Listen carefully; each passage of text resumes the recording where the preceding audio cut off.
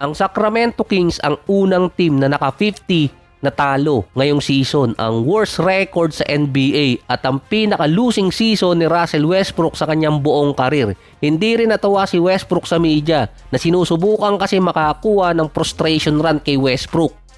Sinabi rin naman niya na hindi siya sinisisi ng team dahil sa mga talo nila.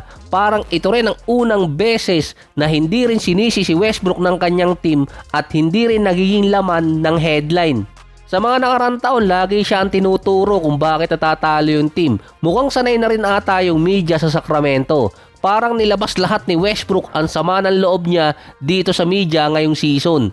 Kahit natatalo yung Kings, best season pa rin kay Westbrook, 15 points, 5 rebounds at 6 assists.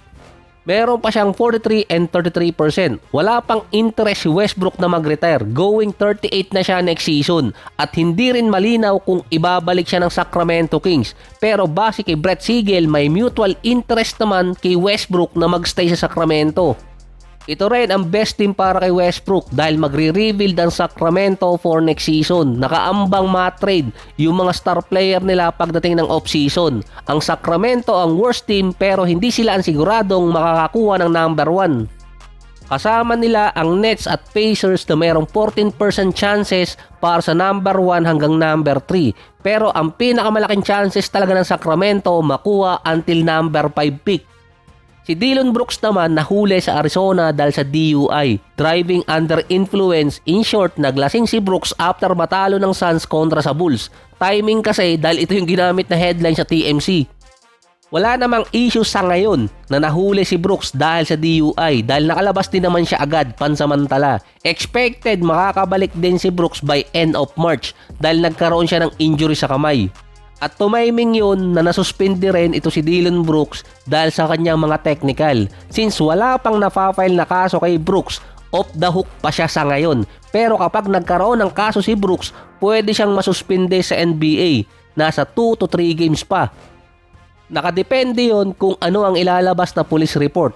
Nasa collective bargain agreement kasi na kapag ang player nahuli ng DUI at tapos nag-plea guilty siya, pwede siyang magkaroon ng mga suspension. Kasama pa doon ang mandatory counseling at mataas na multa. Hindi naman ganong ka-big deal yung nahuli sa DUI kung masususpindi lang na nasa 2 hanggang 3 game. Kaso nga lang dahil yung Suns naghahabol sa playoffs, malaking bagay itong si Brooks at baka tumiming pa kung kailan importanteng game dun siya patawan ng suspension.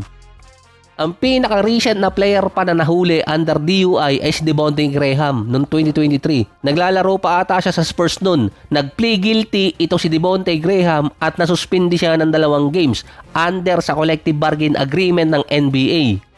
Kung si Dillon Brooks ay mga March 28 makakabalik, meron pang 8 games ang matitira sa Suns. At kung magpi-plea guilty si Brooks dahil sa DUI charges, pwede siyang masuspinde ng nasa 2 hanggang 3 games.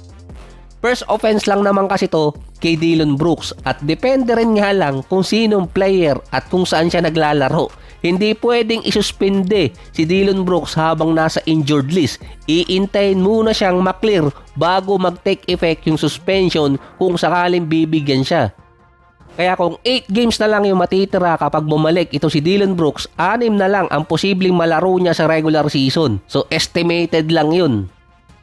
At nakadepende kay Dillon Brooks kung siya ay magpipili guilty or kung ano ang lalabas sa investigation ng police officer na humuli sa kanya. Si Trae Young nakapaglaro na para sa Wizards. Meron siyang 12 points, 2 rebounds, 6 assists sa loob ng 19 minutes. Hindi rin ganun ibinababad ito si Trae Young dahil kaagaling lang ng injury. Si Anthony Davis naman, based sa report, i-re-evaluate na after 2 weeks. Based din sa mga report, nasa Los Angeles itong si Anthony Davis para ipagamot yung kamay niya na na-injured. Pero ang hinahabol talaga ng GM ng Wizards bukod sa top pick ay makita lang na magkasama sa team si Anthony Davis at itong si Trae Young. Dito kasi makakapag-decide ang Wizards sa off-season. Yung mga young player din naman kasi ng Wizards tulad ni Keyshawn George at Alex Sarr nasa injured list. Inactive din si Cam Whitmore pati si D'Angelo Russell na malamang last season na rin sa NBA. Hindi rin nagpa-buyout itong si D'Angelo dahil nga walang team ang may interest sa kanya.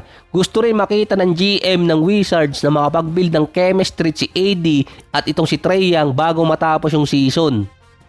Bukod kay Trae Young, si Anthony Davis pwede makasecure ng one big payday bago umabot ng over 38 rule. Pwede kasi siyang makapirma ng contract extension by August 4 dahil natapos na ang unang taon ng kanyang 3 taong kontratang pinirmahan dati sa Lakers. Kaya din ini-insist ng Wizards na maglaro itong si Anthony Davis para makapag-decide either kung i-extend siya or iti-trade.